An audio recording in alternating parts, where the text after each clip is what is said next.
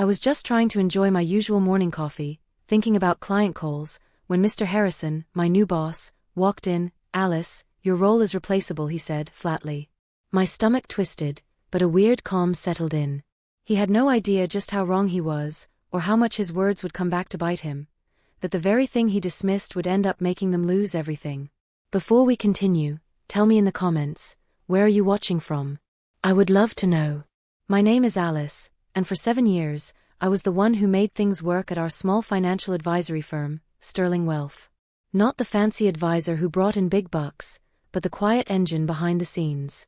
My job title was officially Client Relations Specialist, but really, I was more like a human bridge. I knew every single one of our clients by name, what their kids were doing, if they liked sugar in their coffee, even the funny story behind how they first started investing with us. I remembered their anniversaries, their birthdays, the little quirks that made them them.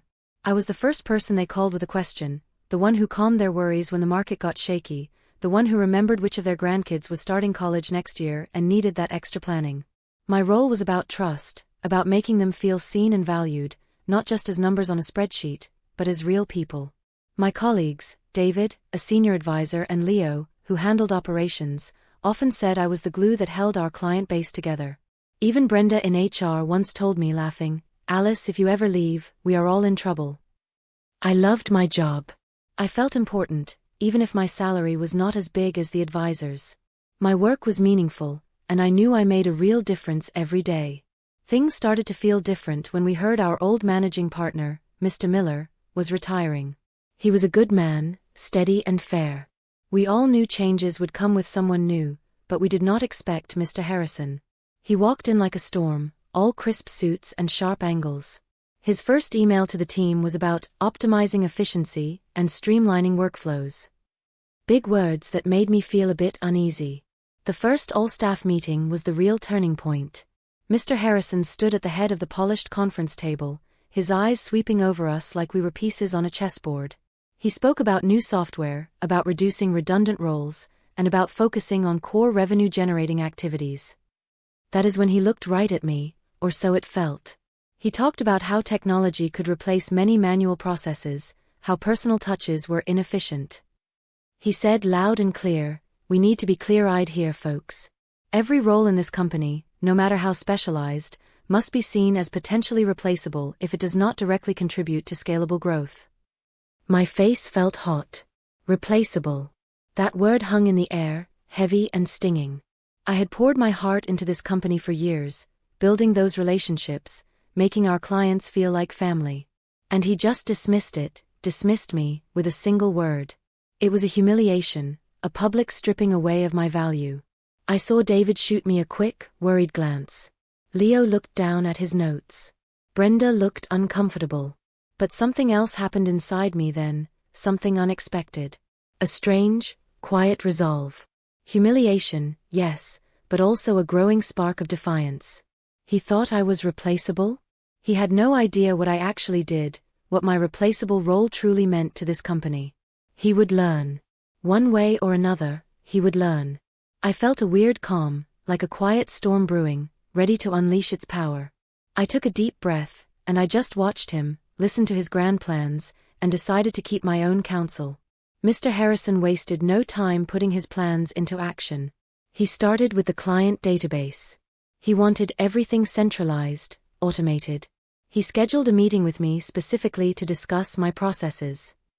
He leaned back in his chair, a smug look on his face, as I explained how I managed client preferences, how I tracked their individual needs beyond just their account numbers. "Alice," he interrupted, waving a dismissive hand, "this is far too artisanal. We need a system, not a scrapbook." He called my detailed, personalized notes a scrapbook. My years of careful, empathetic work, reduced to a childish hobby. The humiliation clawed at me again. He wanted me to condense everything into his new sleek software, stripping away all the nuance, all the human element. He did not understand that the nuance was the system, for our clients. I nodded, outwardly calm, and agreed to transfer the relevant data. But inwardly, I decided to document everything. Not just what he wanted, but the context, the stories behind the data, the things that made each client unique. I knew this information was valuable, even if he did not. I felt a shift in the atmosphere around the office too. People were walking on eggshells. Colleagues were worried. Leo stopped by my desk a few times, shaking his head. "He is going to break things, Alice," he murmured one afternoon. "He does not understand how we actually work." David came by too, looking concerned. "Are you all right, Alice?" he asked, his voice low. "That was rough, what he said in the meeting." I just smiled thinly, a tight, controlled smile. "I am fine, David," I replied. "Just learning new ways." I was learning, all right. Learning about how much Mr. Harrison did not know. And learning about how much I actually knew, that he simply overlooked. Then came the demand for specific client files. Mr. Harrison decided he needed direct access to our most lucrative clients.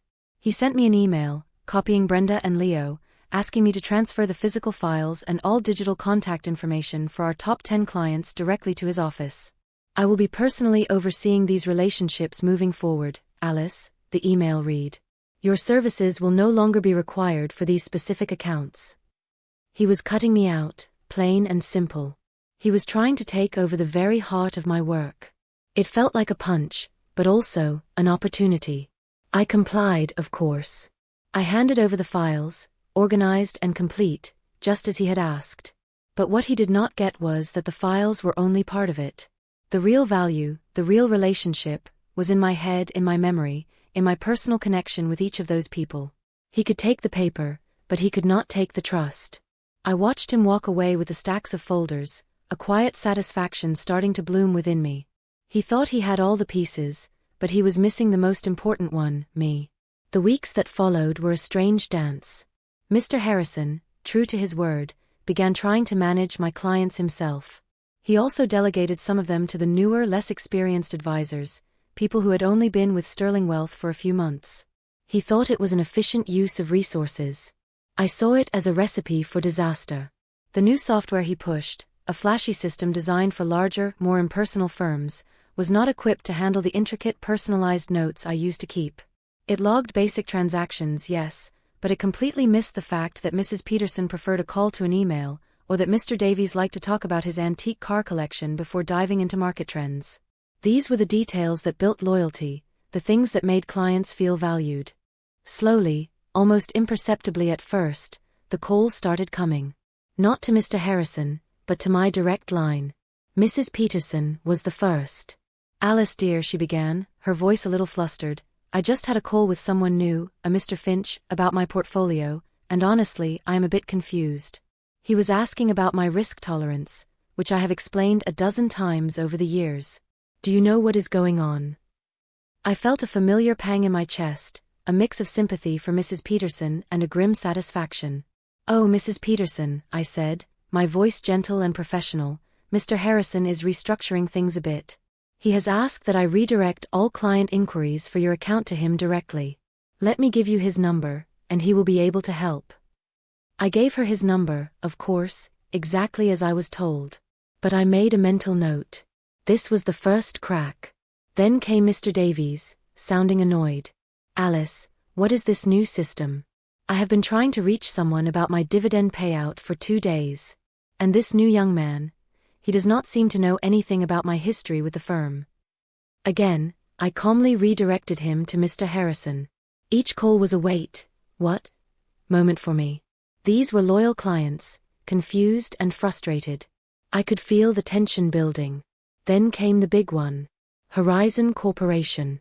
They were our largest client, bringing in a significant chunk of our revenue. I had worked with their CFO Mr. Chun for years, understanding their unique corporate structure and investment goals better than anyone. One Tuesday afternoon, my phone rang, and it was Mr. Chen directly. "Alice," he said, his tone unusually clipped, "we need to talk. We just received a report from your firm that completely misunderstands our long-term strategy for our employee retirement fund. And frankly, our recent dealings with your new management have been less than satisfactory. What exactly is going on at Sterling Wealth?" My heart did a little flutter. This was serious. This was not just a confused individual, this was a major corporate client. "Mr. Chun," I replied, keeping my voice steady, "I understand your concern. As you know, Mr. Harrison has taken over the direct management of your account. I have been instructed to pass all inquiries to him. I will give you his direct contact, and I am sure he will address this immediately. I gave him the number, knowing full well that Mr. Chun would not be happy. That call was a powerful, silent vindication for me. He thought my role was replaceable, but the actual real relationships I had built were proving otherwise. The very next morning, Mr. Harrison called me into his office, his face tight with barely contained fury. "Alice," he spat, slamming his hand on his desk, "what exactly are you telling our clients? I have had 3 major complaints this week, including one from Horizon Corp., stating they are unsatisfied with the new management. And they keep asking for you. Are you actively undermining my directives?" His accusation stung, but I stood my ground. "Mr. Harrison," I said, my voice calm, almost unnervingly so, "I am doing exactly what you instructed. I am directing all client inquiries for accounts you have taken over to you and your assigned team. I am not telling them anything beyond that. If they are expressing dissatisfaction, perhaps it is because of the changes they are experiencing, not because of anything I am saying." His eyes narrowed. "Do not play coy with me, Alice," he growled. "This is a serious matter. If I hear one more report of clients bypassing me to come to you, or of you somehow causing this confusion, I will consider it insubordination. And insubordination, Alice, will lead to immediate termination. Do you understand?" My mind should have raced with panic, but instead, a strange sense of power washed over me. Termination. The ultimate threat. But I knew something he did not. I knew how fragile his new system was without me. I knew that he was so focused on the data and the spreadsheets that he had forgotten the humans behind them. I looked him straight in the eye, and instead of fear, I felt a surge of quiet confidence. He had threatened me, humiliated me, and now he was giving me an ultimatum. But he was only confirming what I already knew, my value. And he was completely clueless about it. I simply said, "I understand, Mr. Harrison." And I walked out of his office, not with dread, but with a strange, knowing smile. The game was on. Over the next few weeks, the small issues bloomed into bigger problems. Clients were not just confused anymore, they were getting angry. Statements were wrong, investment advice was generic and did not match their profiles, and calls were going unreturned for days. Mr. Harrison tried to fix it, but he was always playing catch-up, always addressing symptoms, never the root cause.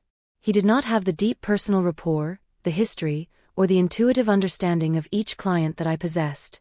He would call me into his office, demanding I provide solutions or quick fixes for problems that had festered because he had ignored my warnings.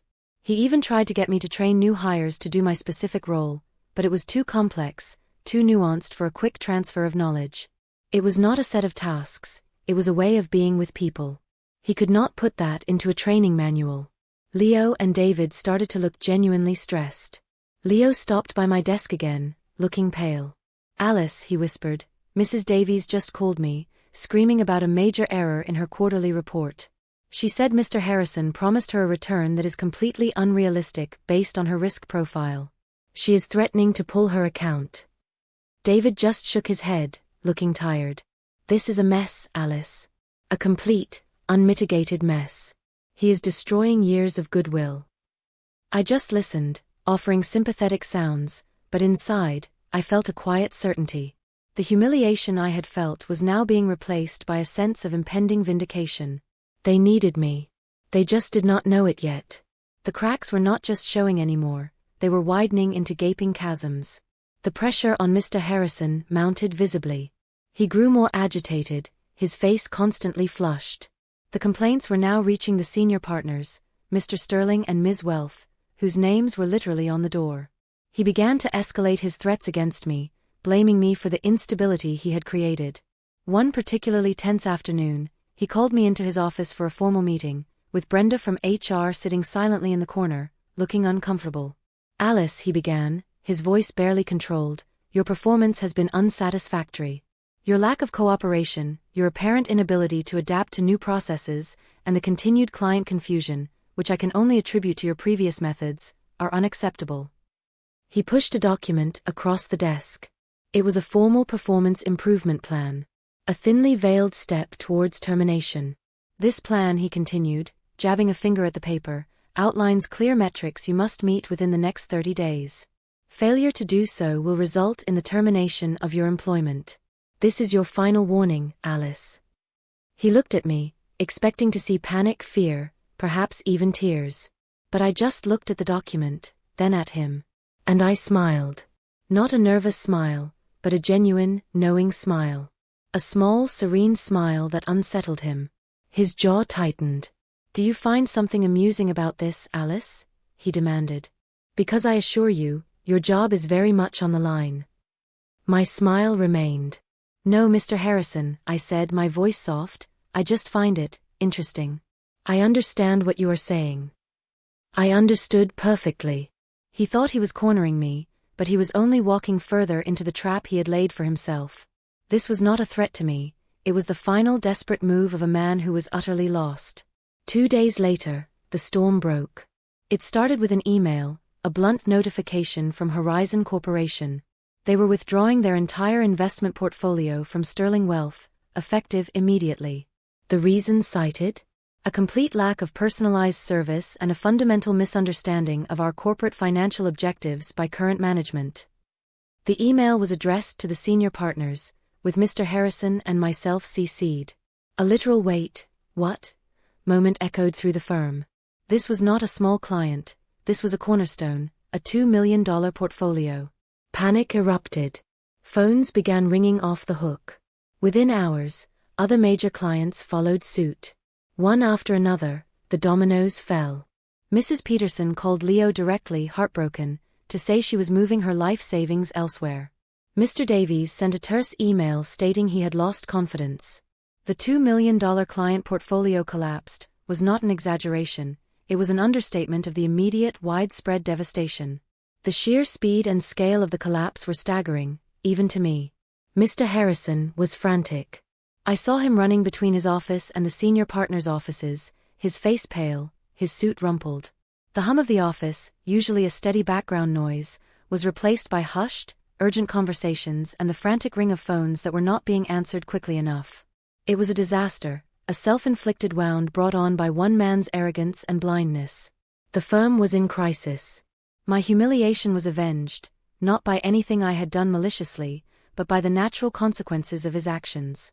Emergency meetings were called. I was not invited, but I could hear the raised voices from the partners' offices. Then, a few hours later, Brenda came to my desk, looking relieved but exhausted. "Alice," she said, her voice low, "Mr. Sterling would like to speak with you. Immediately." I walked into Mr. Sterling's office, feeling a profound sense of calm. Mr. Sterling, a kind older man who founded the firm, looked utterly defeated. Mr. Harrison was not in the room.